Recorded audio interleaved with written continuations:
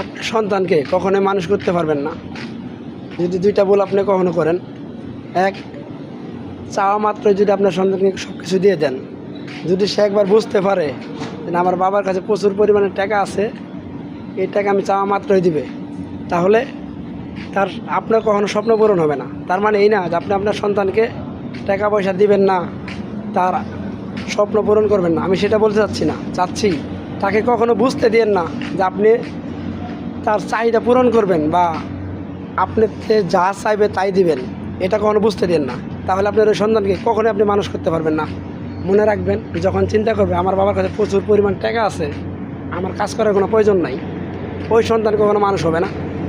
অতএব আপনি যা করুন ভেবে চিন্তা করুন, সন্তানকে কখনো বুঝতে দেন না আপনার কাছে প্রচুর পরিমাণ টাকা আছে, আপনি সন্তানের চাহিদা পূরণ করতে পারবেন। ধন্যবাদ সবাইকে, ভালো লাগে।